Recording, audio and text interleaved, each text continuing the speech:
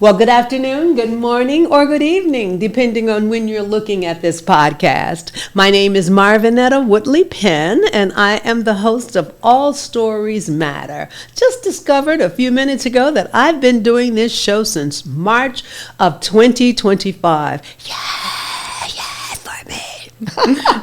But it has been my pleasure, my sincere pleasure, to interview so many people over that time, to get to know their stories, and sometimes to help them get to know their stories. You know, a lot of times we can forget, and our mind is like a big file cabinet, this huge file cabinet that every experience you have is stored into one of those little drawers of the file cabinet, or even a folder in that file cabinet. And if you keep putting more things in front of that file, in front of that folder, those things that go to the back, we forget about them until something happens, and then we remember. So that's part of my thing that I do here on this show, is to help people open those drawers that they haven't thought about in a while, open those files that they haven't had to deal with in a while, and just see, oh my gosh, now I see why this connects with that. Revelation. So I am so happy to continue doing this show, to continue bringing this show to you, to continue bringing people from all walks of life, from all sectors of the Kalamazoo community. And I've got some surprises that hopefully I will get a chance to talk about today. But I'm going to talk about one of them very, very quickly. Starting late April, early May, I'm going to be inviting some of you guys to come to the Public Media Network studio, where I will record my show in front of a live audience. Yeah. I am so excited, and I want to see some of you here. I'll be giving more details on that, and we're going to have a great time here at Public Media. One more thing before I get started with the show today. If you can, I'd love it. We would love it if you would make it a point to make a donation to Public Media Network. You know, we are a nonprofit, been hit seriously, severely by the cuts from the president and his ensemble of players. That's all I should say about them today. But his decisions have hurt public media stations across the country, and we did not escape those cuts. So if you could find it in your heart to give whatever you can to Public Media Network, we would greatly appreciate it. So on with today's show. I am very, very happy to welcome to the studio today Miss Leilani Wells. And I don't know if she wants me to say her middle name, but I'm going to say it anyway. Leilani Wells. Because for some reason I want to say Moreau. No, Leilani Wells. It kind of rolls off the tongue, doesn't it? Hi, girl. How are you today? I'm good. I'm good. Thanks for having me. So good to see you. It's great to be here. Leilani and I have been texting. We've been trying to get a time where we could meet, because she is a fantastic person in her business, and she's going to talk a lot more about that business today. So you will know, I will know, the whole world will know what Miss Leilani does before the end of the day, and before you finish watching this podcast. So tell me your story, wherever you want to begin. Oh, wherever I want to begin. Yeah, why don't we start? Are you from Kalamazoo? Well, not originally. Okay. I'm originally from Southern California. Okay. I was actually born in Hollywood. Nice. I lived in Los Angeles until I was about 9 years old. And then at 9 years old, my family up and moved. We moved to it was 30 minutes at the time outside of LA. Now it's like 3 hours to get there. Pomona, California is where I really grew up. Okay. And so I'm still all Southern California. And also spent 18 years in Seattle, Washington, and lived in Europe for a little while when I was 19, 20-ish. around there. So, you can't just say, I was here, I was here, I was I was everywhere. I've been a lot of places. So your family, But this is home. your family made the decision for you guys to move to No.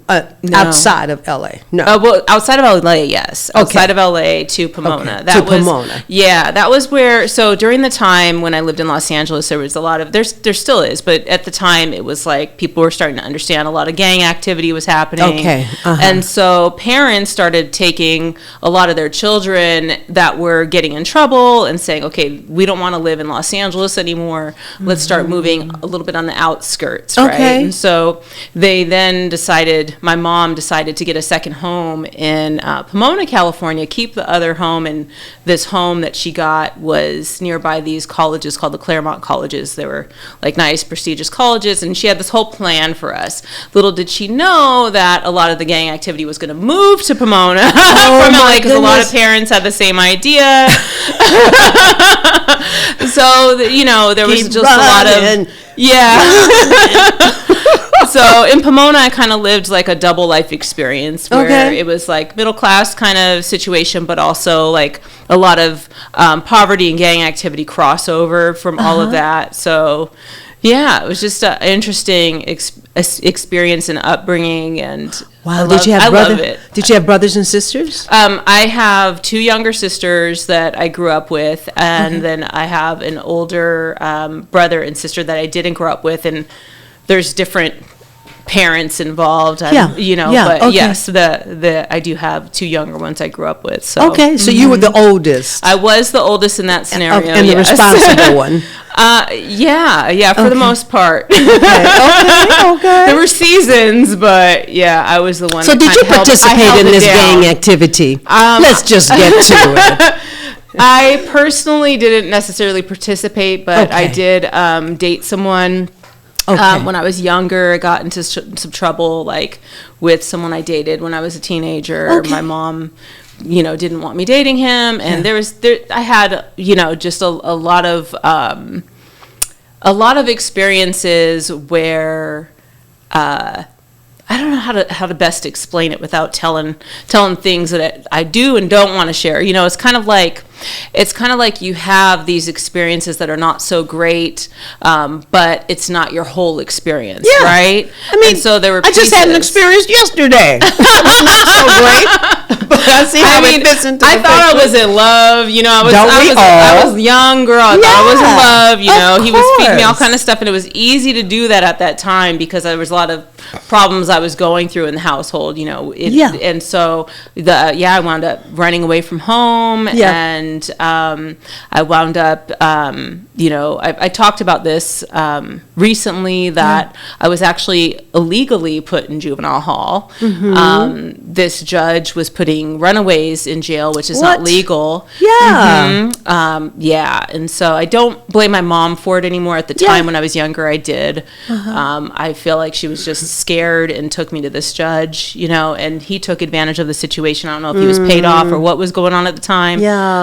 But it's all like documented, and all these stories are out about it. But I talked about this in another conversation that I had with someone recently, where I wanted to finally, after dealing with this and unpacking it, wanted to go back and do something about it. But it's too many years have gone by. There's nothing. I can talk about it, but it doesn't matter. And plus, this judge already got in trouble for different things, wound up in jail himself. So there's a way for this was in Inglewood, California, to work itself out. It might not be, it might not come back the way we think it's going to come back, but things do have a way in the cycle of really life of working themselves out. You can't escape. I talked about this with a friend the other day, that even if you unknowingly do wrong, there's a consequence. It's like there's rules to this life.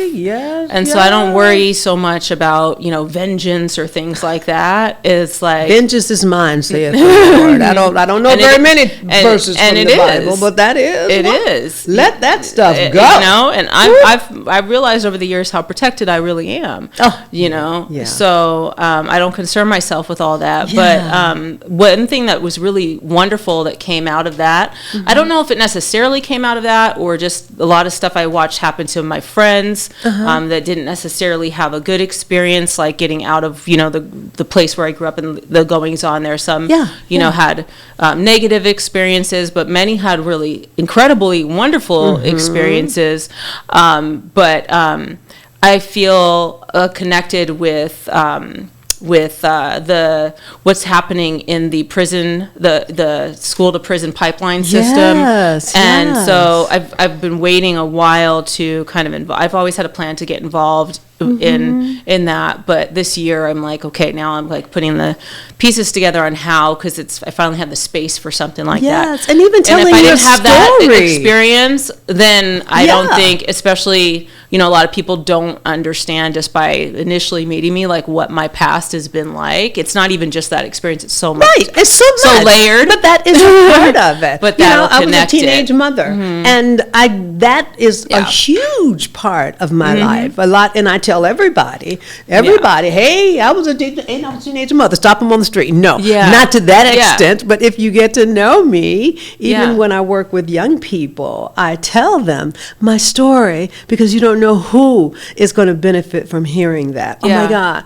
I'm so important. Not crazy. I'm not the only one. Or oh my gosh. Get from here to here is why it really matters. And I can take what I learned from that experience and apply it someplace else. Oh my gosh. And when I think about you having to go through that, last thing is, I just wrote a piece about my mother for International Women's Day, and I saw a prompt on LinkedIn about talk about a woman who had impacted your life. And when I thought about it, I'm like, nobody more important than my mother. And I mean my mother and I, because I'm an Aries, she's a Taurus, and those strong personalities sometimes, woo, baby. But she was everything. And I can just imagine her frustration with me being that headstrong girl. And her at her wit's end, like, what am I going to do with her? What to do? There are no manuals for parents. And then when you fast forward, when you start aging in life and you realize all of the hormonal stuff, we think it's just, well, I'm a teenager and this is happening in my body. No, like our bodies hormonally, I am 46 years young right now. And things are happening where my son's going through some hormonal stuff at his 14-year-old self, growing a beard and shooting up in the sky overnight.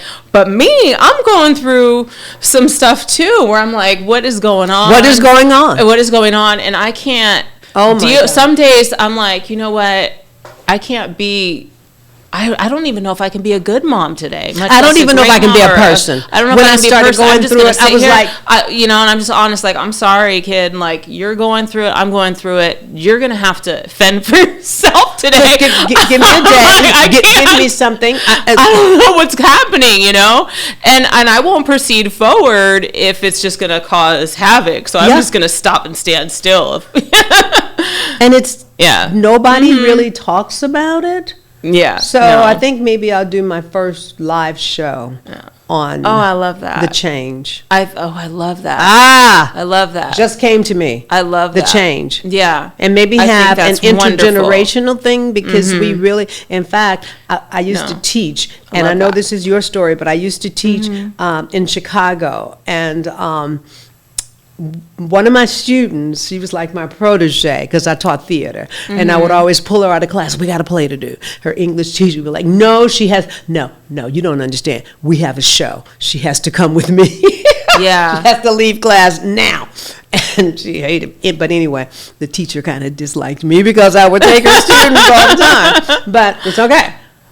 I forgive you. But now she's in California. She's doing so well. She has doctorates and doing really good. But she also has a women's group, and they're having a retreat on the change, going through menopause and perimenopause all for women, their daughters, and the men who love them, so that everybody can be a part of this, getting this information. So she's part of my inspiration for doing this. Beautiful. Yeah.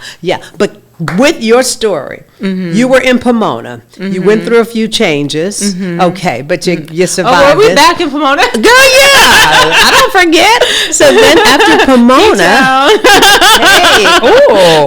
do you ever go back to Pomona?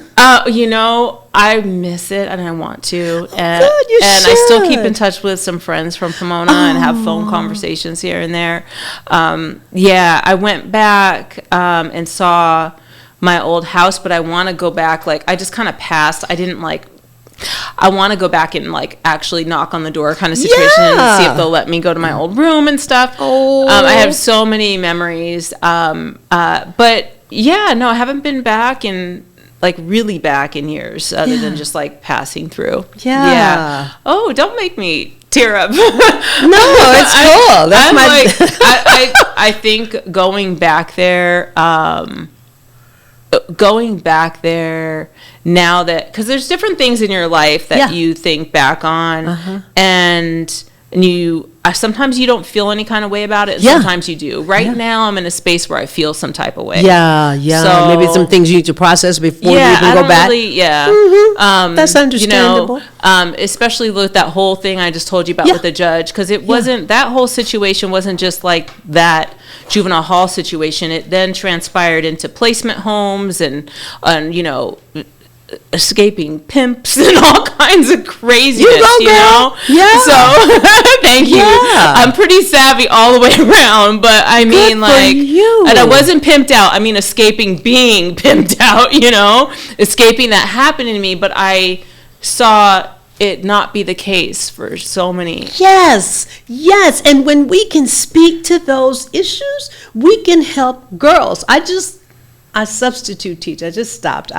And something is telling me that I've got to work with young people again. But I can pretty much look at girls and kind of see what they're going through, because I had a nonprofit I taught for a long time, had a nonprofit working with girls for a long time. And I know this girl has been approached by an older man. I could just feel it, her energy, just talking to her. And there's so many girls who are still teenagers, still babies, but approached by older men for mostly the wrong reasons. Yeah. And I know she was. And all I needed to do was to have a brief conversation with her. Just a brief conversation, because I'm not sure she has a safe space where she can talk about things like that. So I'll tell you, it's rampant. It's insane.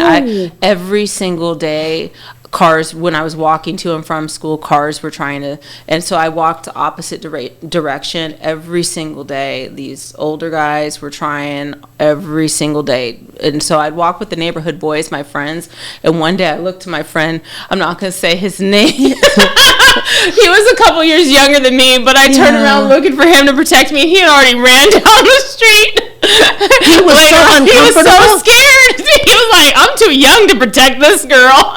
Because we were but that was how crazy it was. He shouldn't have been expected to. I was like 14, 13, and he was like 11, 12. You know what I mean? That's insanity. These guys, 21, 22, 23, 24, that were coming at me left and right, you know? So there was a lot, and so I've seen a lot, and I'm so I worry about my son, but if I was raising a little girl, she would be locked up. I would be everywhere with her. You know what I mean? Because I'm already overprotective of my son because of how much I've seen, But anyway, ask me something happy, Marvinetta. Leilani, all this has made you the woman that you are. Yes. All of it. Yes, it's a and piece of you what and the beauty on your face, your beautiful smile, girl. Aww, please, we're not even gonna.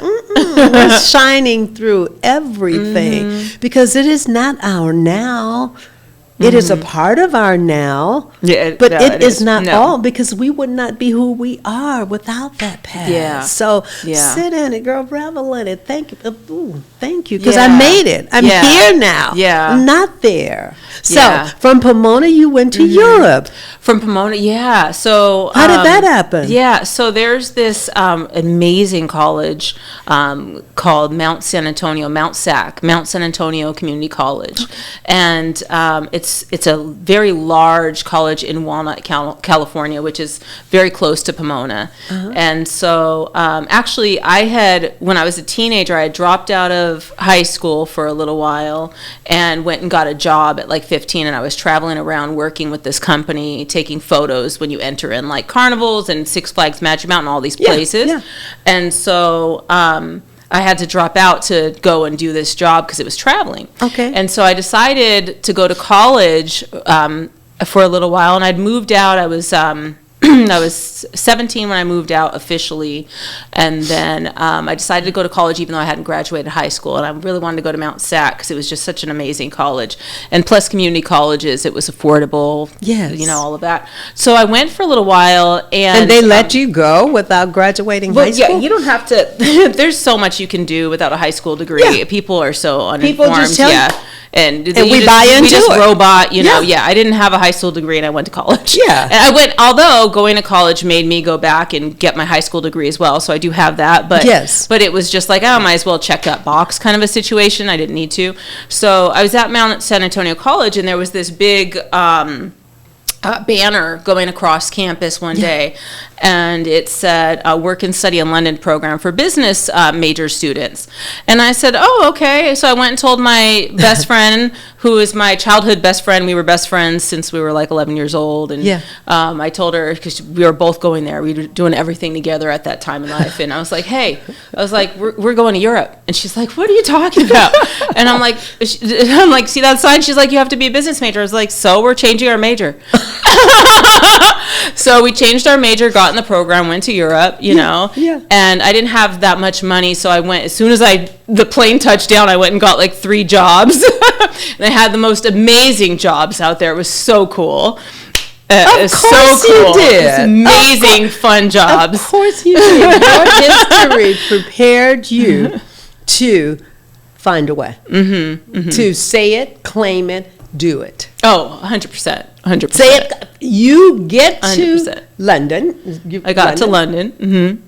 Get off the plane. Get 3 jobs. First of all, change your major so that you can get to London.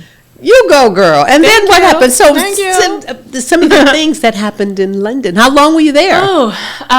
So the time I was in the flat we were staying at for that program, I think we were there like in that program for about 2 months, because you took half the semester in California on campus. Okay. And then when we got there, our professor, he was so cool. He was like, you guys, you're in London. I'm not going to make you work. Just pass your finals.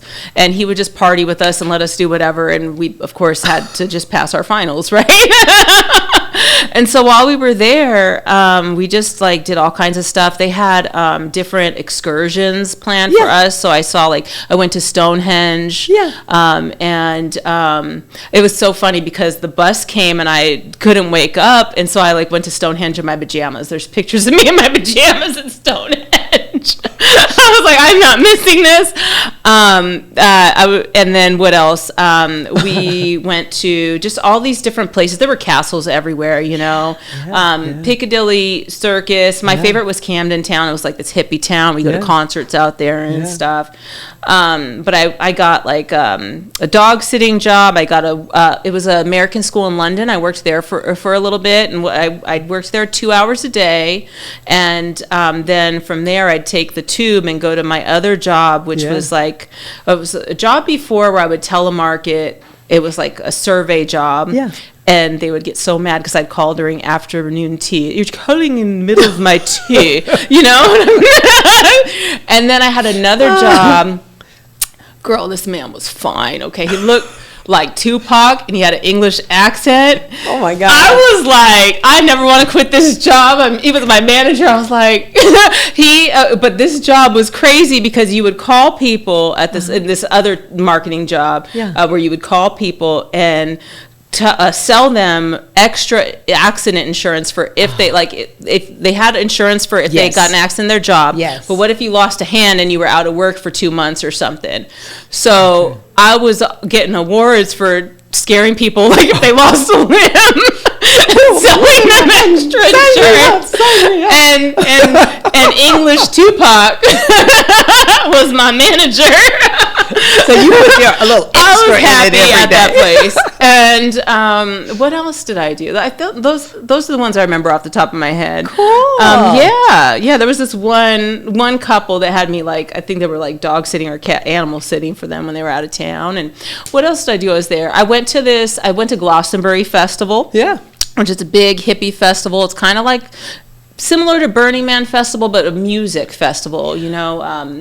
Who was there at the time? There were some big names at the time. I don't remember off the top of my head. Big names, kind of like in rock, like Dave Matthews type of stuff. Yes, awesome. But I love London, but I just go for the theater. Well, I go for other things, but theater is my. Oh yeah, they had. I think I saw one or two things, but I was so young. We were partying a lot. Indeed, of course you were. When I go back to Europe, I'm going to do more than party at now at this point.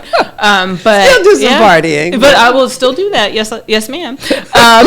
But then what else did we do? We went to, because part of the reason I was working so much is I had to also save up money for our backpacking trip after the program ended. Because you could go home right after the program ended, or you can continue on your travels, but you couldn't stay in the flat that was part of the program. We went to this place where they would help people from different countries get housed, and then we went and they found us a house with people from all different countries. So it was me and my 2 American girlfriends that stayed from the program, the 3 of us in one big room, 3 beds.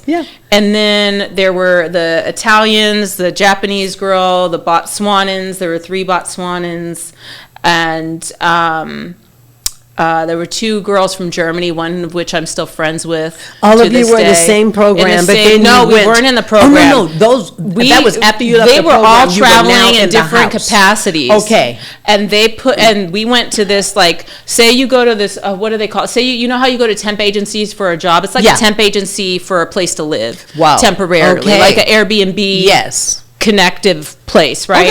And so they were like, okay, they would feel like, think of like real world. I don't know if you remember that. Okay. So they put us all in this home, and we all had different sections of the house, and we were all friends around the same age from different countries. Wow. And we all became friends and tried to, like, everyone spoke English except for the Japanese girl, but she would still hang with us, and we would still communicate in the ways we could with her and have a great time. And wonderful. And we all became friends. And how long were you there? How long were you in Europe? I was there for about a month, and then after that, and we all like were moving in and out at different times. But I was there at that house for a month, and then I just went and started traveling Europe, and I think I started in France. And we also, with the program before that started, I went to Scotland with the other group. But we went to France. We went to Ireland for St. Patrick's Day. Oh my gosh! So amazing, so amazing. It was the best time. Irish people, I couldn't decide. I was like, are y'all so fun because you're drunk all the time, or are you just this fun and awesome? But Dublin, Ireland specifically, I loved it. I loved the people. I loved the time. I loved it. Wonderful. I loved it. I went to Italy, which I'm half Italian, so that was great. And have to go to Italy. We were in Tuscany for the 4th of July. We got naked and ran in the ocean in Tuscany. I don't think I was completely naked, but mostly, Leave it there. Mostly. It was swift, okay? Clothes off in the water, out, clothes back on. And then, what else? Tuscany, Rome, saw the Leaning Tower of Pisa. That was so quick. Off the train on. Prague was one of my favorites. Because when we were out of money, it was the least expensive, and there was castles everywhere. love Prague so much. Yes. Switzerland's beautiful. Yeah. So beautiful. I touched ground in Germany, but just like kind of went back on the train because it wasn't a full stop that we had planned. Okay. I'm probably leaving a country out, but Okay, it sounds wonderful. It was amazing. I took a train, spent 9 weeks by myself going throughout Europe after I was in Singapore for 4.5 months singing over there with the band. And then I just said I was going to, but I sing jazz and blues. Haven't done it in a while, but I do musical theater Give me at a the note. Civics now. Not now. Oh, but please. one day, Okay, one fine. day. But I'm just saying that traveling through Europe is just so different from traveling on a train here. You just, I bought a Eurail pass at that time for like $500-600, and you can hop Yes. on and off the plane, go here, go there, take a day trip. It's just wonderful. So having that experience was what you were supposed to do. I mean, look at the cycle, the flow of your life. You're here, and then you're here, and then you're here, and then you're here, here. Man, if you could plot it out on a graph and just put some of those experiences on that graph, smooth sailing. But, so, Europe, then where? Kalamazoo? Why do you say it like that? I am so in love with Kalamazoo. I am too. I am too. To get there. I'm just saying. Yes, I know what you mean. Okay, so no, what had happened was That's how we when roll. yes, when I was in Europe, I realized how cultured people were. And how they felt about the U.S. and how many languages and how much they knew about my country and and I was just like, you know what? Why do you know more about my country than I know about my own country? And I've always wanted to travel the States. So I'm like, you know what? When I go back, that's what I'm going to do. All right. So I came back home and started working a little bit. I actually moved in with my mom a little bit for a little while and took like a tiny little spot in her apartment she was at a little bit and got a serving job and got a telemarketing job. It was always, for me, because serving as a waitress or a bartender, that's sales, right? I could always, back in the day, I would make the highest tips and not tell the other servers. They'd get jealous and try and sabotage you. Love those tips. Right? I was a waitress. Oh, yep. I love the cocktail waitress. Yep. Oh, yeah. $1,000 a week back then. That's a lot. You know you're good if that's what you're getting back then, you know. So, and then I'd make another $1,000 a week doing telemarketing. Cool. You know. And Yeah. so I was just saving up my money, and then I call up my friend again. I was like, hey, girl. I'm getting ready. I'm buying a van and I'm going across the states. Are you coming? And she's like, what are you talking about this and that? I was like, look, I'm going with or without you. Are you coming? And she's like, okay. So I bought the van. My mom was dating this guy who was a mechanic at the time. And so I gave her the money and they went and got the 88 Chevy van conversion for us at the auction. And I gave $900. My friend gave $900. It was $1,800. And then he did the little repairs that needed to be done. They bought me AAA Plus because they knew they couldn't stop me from whatever I want to do at that point. Of course not. You know, couldn't long time ago. My mom knew better. You know, I'm gonna help her. Yeah. Go try and pray. So she's like, yeah, that's all I can do. So then I drove the van up to Washington State because her mom, who has passed, rest in peace, her mom at the time was living in Washington State. Yeah. And so she was up there with her mom, and so I went and joined them and got a job up there for a little while, and made some more money to now make the trip. Yeah. And so that took a few months to get on the road, and while it took me a few months in Washington State, I built some friendships out there and realized how much I loved Washington State. I mean, I still to this day, I love Seattle, I love Washington. Yes. I love Washington State. I built a great life out there for 18 years. And but I traveled the States first. Yes. Because, yeah. And what are some of them? lived in that van. Some of them that you visited, because I don't want to run out of time. Oh, yeah. How much time do we have so I don't talk too much, because I'm a talker? No. Okay. Go ahead. All right. I'll let you know. Okay, cool. Let's see. I think I did like 25 or 26 or something like that. I don't know. Some of them we parked the van and we jumped on planes too, because we were visiting people, and we stopped and we lived in places. Like I lived in Austell, Georgia, which is like an hour outside Atlanta. Okay. I lived in Austell, Georgia for a few months while we were traveling. Maybe not a few months. It was somewhere between a month and 3 months. I don't remember exactly, but my old boss at the time, who I told you I for years worked from the age of 15, and then intermittently like around 17 to 20 would here and there work for him.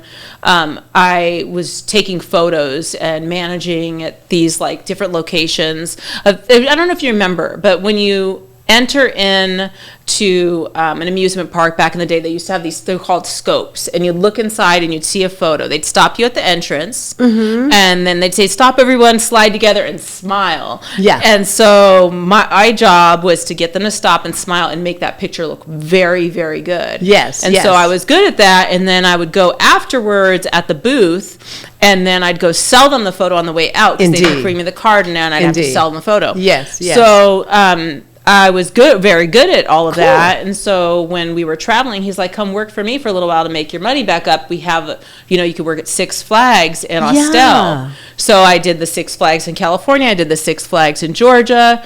I went and experienced Atlanta, which I loved.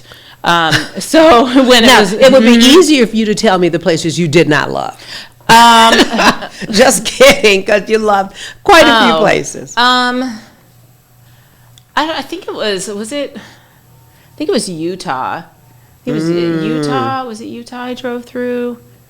It's, one of those, Utah or Idaho, I think it was Utah, one of those ones, you drive through, and I don't know, we were stopped by the police, and we were, one of the things we were selling to make money was sage, and we had a bag of sage, and the cop was like, what's that? Like, it's a bag of, like, I'm going to leave a bag of marijuana on the thing while you're pulling me over out of nowhere, like, total speed trap. I think for me, Alabama was hard too, driving through, like, there's spurts, when I was, and this is 20 years ago, so I don't know, like, what it would be like to drive through these places now, but, getting pulled over and having situations and stuff based off of, like, how you look and just where you are, being profiled was just really, like, so unnecessary.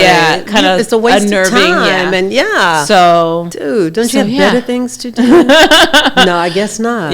So I don't know if that, but I'm not the type of person that doesn't really love places. I everywhere I am, I find, God's vision. And there's something everywhere. In everything. I don't really, like, I can't say, and even like, I loved going to the Grand Canyon. Was wild, because I want to go back there, but I just don't understand. There's something, I don't understand why they don't have a railing, how people are just so when you're walking down the Grand Canyon. Yes. I would love to make that trek again, but I can't make sense of making that trek again. But when you're walking, and here's why. I'm walking down, and the trail is very narrow. Yes. And there's pebbles all along the trail where you can slip and lose your gripping with your shoes. And then there's no rail. You just can go right down to your death. Oh my God. No rail. And then people are going both directions. Mind you, both directions, and I got hips, mind you. Someone bumps me the wrong way, I'm flying off the side. It don't matter if I'm thin, heavyset, whatever. My hips are my hips, okay? So, like, I'm like, I cannot risk this type of scenario. But it's beautiful. I mean, it is like one of God's, like, I've never seen anything like this. Like, I want to go back so bad, awesome. But I don't know but there were these people that are just like, not even faced with their little dogs running around like they do this every day, up and down this both directions, just barreling by on the Grand Canyon hike. Okay. So, I could That tell you stories sounds about so many different amazing. places. Oh, I went skydiving. So I could tell you. So, but I'm just. So you gotta just jot these down. Just list the places that you went. Jot a couple of sentences for each. Yeah. Just for your own record. Just for your own memory. Yeah. And I'll who probably knows, take one this day you could and publish run it through AI and be like, do this for me. I don't want to do it. And then I'll fill in more gaps. Yeah. Who knows? So you went through the country. You just took. How long did that take? Really, I mean, not that long. It wasn't even a full year. I mean, it wasn't that long of a time. So it's about a year. No, I would say less than that. Like less than a year. It might have been like 6 months. Wow. Yeah. And then you decided you were going to settle where?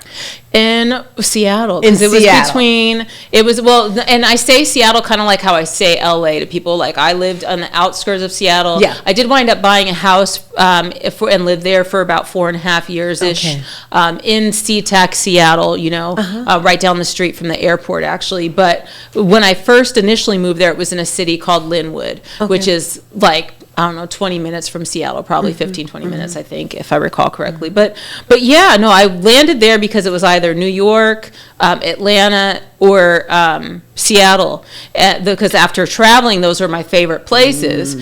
And Atlanta was out because while I was in Austell, which, remember, is real close to Atlanta, while I was in Austell, there were these flying roaches and I do not do that.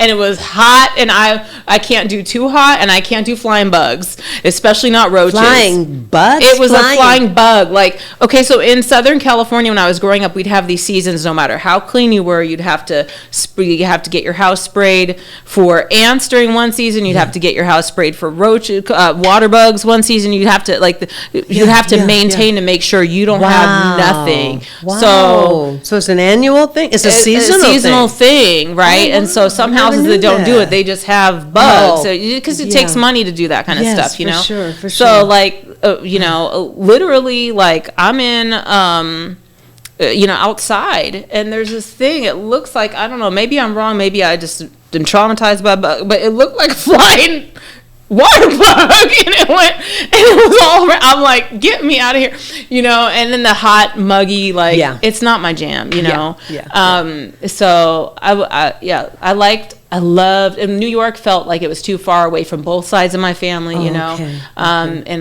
so I mean, I have a lot of family from my Italian side on the East Coast, but they're the older ones that I didn't grow up with, So then I said, I'm moving to Washington. It's the West Coast still, I'm moving to Washington. I love it so much, and I planted seeds there. I had my son there. And, awesome. Yeah. So. And how long, you were there 18 years? 18 years, yeah. Said? Oh, 18 wow. years. 18 years. Why leave? A bad breakup. Okay. Yeah, bad breakup. Enough said. And you said, I'm going to throw a dart on the map and I'm going to see where it lands. And boom, Kalamazoo. Well, no, it was back to California for a couple years. Yeah. Wow. Okay. And then another bad breakup. Hence why I've been single for a very long time. Okay. And so you said Kalamazoo because I probably won't find anybody that There's actually a lot of really nice men well, here, but I'm not dating. Just being facetious. But I know you are. Yeah. But my dad's living here. Oh, yeah. So now how did he get here? He's living here because of my cousin, who he's really close with, moved here, and my cousin. Why did he come? Well, my cousin, she came here through her marriage, so she's built a life here as well. Okay. And they're really close. She's like a daughter to him. Nice. So basically, my dad, I when I was going through that breakup in California, there was no place to move to. So I'm living with my ex while he's still my ex. Oh, boy. Okay. Yeah, so stuff ensued with all that we won't get into. And then my dad said, you got to just come here, I was like, okay. So I hopped in a U-Haul, put my car in the back, my son in the U-Haul with me, and we took a few days driving from California to Michigan, and I lived with my dad. I've never lived with my dad until I moved here, and I wound up living in my dad's house with him as a grown woman in her 40s and never lived with him when I was a kid, with her son. Yep. Okay. That was an experience, and we are so close now. That is so cool. We don't live together now, but he lives 1 block from me.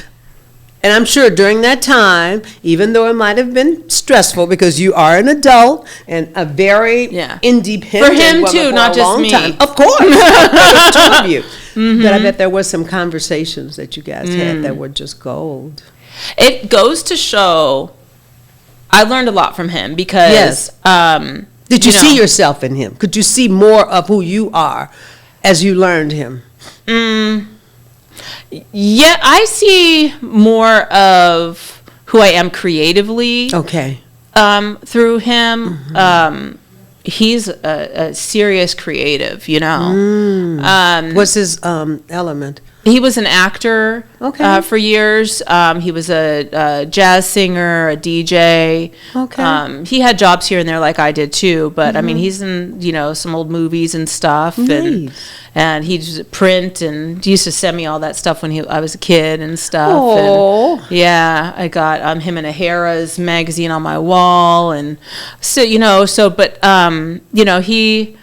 and he used to actually talk to me a lot about all the stuff in Hollywood when I was younger. He told me he's like they're all a bunch of this and that, and that's why I got out. And he wasn't lying about the stuff that we are now hearing about. But anyway, story for another day. But he told me about it. He's like, no. He's like, he always told me, he's like, they wanted me to say no to God, and I ain't ever gonna do that. And so but he's creative, and I see more of my son in his similarities. Is that right? I think they're very similar, and that was unexpected. Oh, how beautiful! So, what kind of relationship do they have?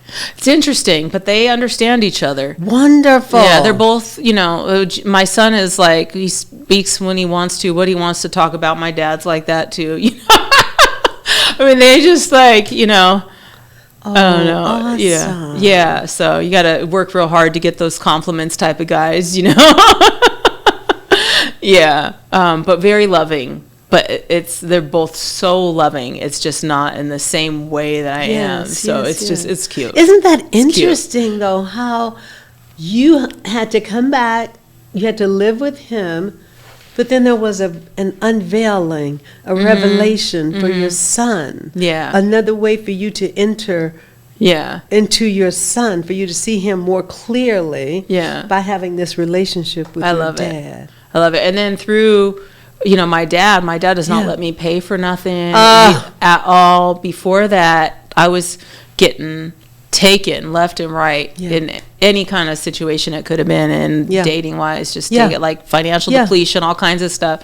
But understanding, oh no, you're supposed to be taking this is how a woman is supposed to be. This is what a relationship. Oh my gosh, I'm supposed to, he's like, I'm like, I would never in a million years now, accept less. No. Yeah, of course. Ever. I'm like, why? When my dad does this, am I going to deal with that? I would never. So that's one thing. He's very old-fashioned. Good. In that way. Good. And he was supposed to show you that. He was supposed to reveal that to you. Oh, yeah. Oh, lovely. So lovely. I've got to give you time. I know. You're in Kalamazoo. No, you got all my business out here. You don't have enough time. But isn't it cathartic? Oh, I love it. Yeah, thank you for asking all these things. It's nice. Because I know the person behind you now. I know the person behind this is behind the presentation. I have an appreciation for that girl. Thank you. We're all that girl. We just don't always show it. And you don't have to walk around with it. But it's nice to be able to say it, to just declare it, to own her, all the hers that make up you. So you are here in Kalamazoo, and you go to the next iteration of you. How did you become the you that you are today? What was that journey like? Yeah, so it's interesting because when I was a little girl, I always knew who I was, like little. Like I know that a lot of people have these stories and share stories like, oh, I was scared and then I wasn't, and I don't relate, and I feel kind of awkward sometimes. I don't relate, but it just is what it is. Like I feel like maybe I discovered another life or something. I don't know, that this is, everything's possible. I've always known everything was possible. Yeah. So with that, that's what I've heard.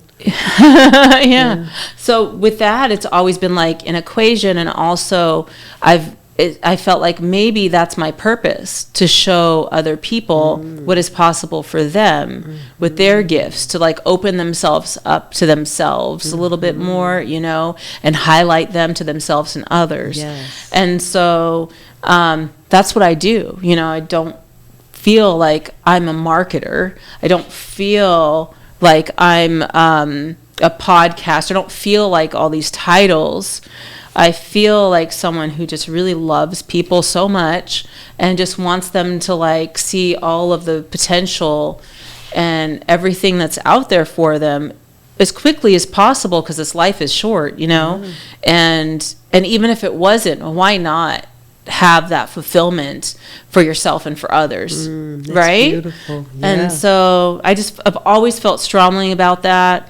I feel like growing up with so many different cultures, it has had me feel like an outsider to every single culture that I'm a part of at many points, but also like it's a gift at the same time, that is just it's my path to, because I am a bridge, right? And so it's just a piece of my path, like to just be happy understanding that I know who I am. And if other people don't get who I am, it's okay. It's okay. It's okay. Don't worry about that. Just know I know who I am. And from there, just be who I can be for the people that are not trying to put me in a box, that take me as I am, and then see what they can get from me, and not in a take thing, but what they can get from me that they're supposed to get from me, right? That we're supposed to kind of like, why we're in each other's field together. Yes. What's that about? Let's figure that out. Let's add value to one another. Let's, live in expression and love and creation like we're supposed to. Yes. That's how I feel. Wonderful. So you've turned this into your business now.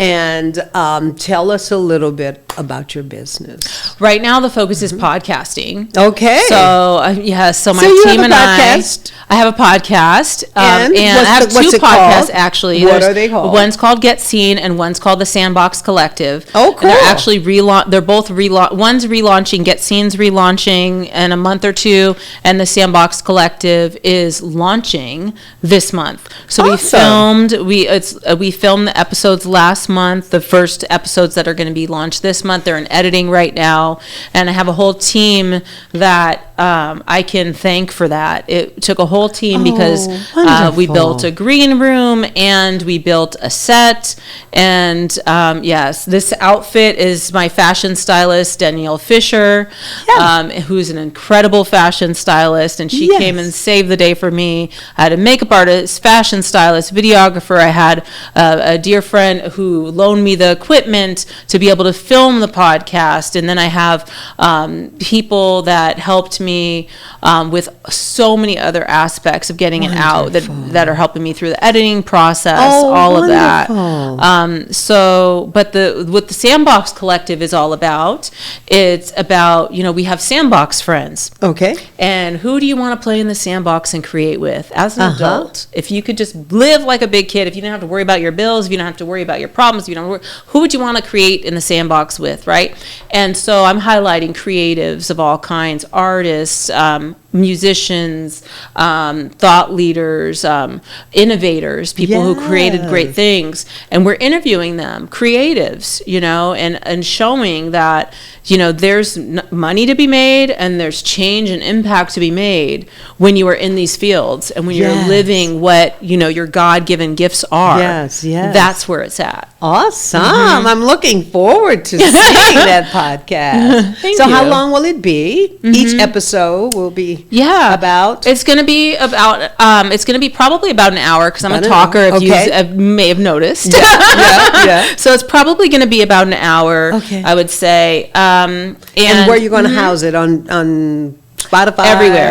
Everywhere, including YouTube. So it's in person. It's going to be on YouTube. I have a short form video content creation team, so we're going to be pumping out the short form content. The long form is going to be on YouTube, but it's also, I know that some of the audio ones also have that ability to see the video one now too, and then we have a website for it as well. So awesome. So that's what's going on. A couple people have contacted me to help them start their podcast, so I'm going to be a little bit like choosy about delving into that, and I am going to be delving into that with the right people. And then we also still do social media for people, so we run their social media. So the people I work with on their social media are people who are already like really active in the community doing work. And I get B-roll of them, event footage of them, and then we turn it into short form video, we turn it into social media content and put that out there. So those are the primary things I'm working on right now. Awesome. So how did you get into the marketing aspect? So, as I shared the call center thing. So, when I had my son, I've always been a single mom with him. And so when I was working this job, I really felt like I was not having enough time with him. He was with the sitters so much because I was working so much. So I wanted to have a business. I wanted to get out of the work. And my goal was to one day become a soccer mom, which I am now. And I wanted to be able to not miss his games and be there and work my own hours. So I found out, while I was at work, there's social media. People are doing things on Facebook because it was MySpace to Facebook back then. And so when I was on break, like everyone else was doing their thing at work, I had like an extra keyboard that I attached to my cell phone, one of those little flip keyboards. And I would use their keyboard and my keyboard, and I was like this, frantically like adding friends on Facebook like crazy. So I blew up my Facebook first, and then I figured out how to blow up my Instagram and blow up other Instagram pages at that time. And then what happened was I realized, I can do this, and so people would come to me, and I wound up learning business while I was helping them with social media, and it just kind of just happened from there. And I was also network marketing at the time as well, and did okay with that too. Don't do that anymore, but did okay with that at that time. But those were my transitions out of the workforce, And then owning that house helped me as well, because the house helped me figure out ways to make money using the house. So the house I bought at the time had, it was just this beautiful home, but when I bought it, I saw that I could turn the downstairs into an apartment and rent it out. And my son and I can live upstairs and still have the full backyard to ourselves. So we went and got that turned into an apartment, and I rented that out, and it paid half my mortgage. And then I would go and I'd dog sit, and we'd have dogs at the house while I was doing other things, so I could double my money. And then I was so close to the airport that I was able to make money off of people parking their cars there on my lot. So my house made me money in so many ways. I missed that house. I shouldn't say I never shouldn't have sold it, because I wouldn't be here, but excellent. You are able to there you go. Think outside the box, and not just think it, but believe it, and then see it manifest. That is a special gift. That truly is. And I can hardly wait to see where you go next. That leads me to my next question, and probably our last question, because we're just about to run out of time. This has been so interesting. Before I ask that, what has been one of the joys that sticks out, that pops into your head every now and then? Just a moment of joy that sits beside you, I'll say. A moment that won't leave you. This is out of all the moments, because I can see you've had a lot of moments, but there's one particular moment that when you think about your moments, this one kind of bubbles up? That's a hard question. The one moment, the one question answers are so hard for me. I know. I'll pick one. I'll pick one. I love thinking about my grandma. I get happy thinking about my grandma. She's my guardian angel. I still talk to her on the other side. How long has she been gone? Oh, years. I mean, she passed when I was probably like 21-ish, 22-ish, somewhere. It's somewhere between 21 and 23, probably. Okay, what did you like most about her? Spending time with her. I mean, I was it the conversations? Was it just being in her presence? I was her favorite, and so I loved how she loved me. I loved how she loved me like she knew me, like she knew my soul. You know what I mean? Like we were when I came into the world, she was like, I know you. You were my girl in this life, and you were my, you know what I mean? Like you were my child in this life, and you were my, friend in this life. Like I feel like we traveled together. Something like she understood me. And now, is this your mom's mom? My mom's mom. Okay. Okay. Yeah. Well, I mean, we were so close. And and she'll pop up in different ways and tell me stuff. She's there for me. Awesome. Awesome. Where do you see yourself? You got 2 seconds. No, okay, where do I see myself? In 10 years. In 10 years. Look into your crystal ball. Where do you see yourself? Grandbabies. Maybe even another child if Lord lets me. Oh. But grandbabies for sure. If not, just kids everywhere. I just want kids everywhere. I want to take care of people, cook for people, and just be smiling a lot, taking care of my family. Oh, how beautiful. How beautiful.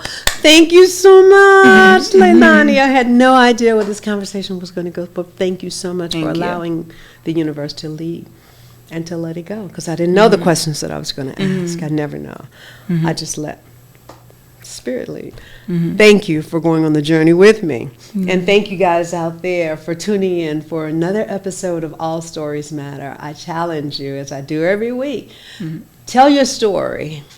Tell your story. Get to know your story and get comfortable with all of your story, because when you do, you integrate all of those persons into you. And you love on all of them, no matter what they've gone through. And then hear somebody else's story. Allow them time and space to tell their story. That's how we make connections. Thank you so much, and I'll see you next time.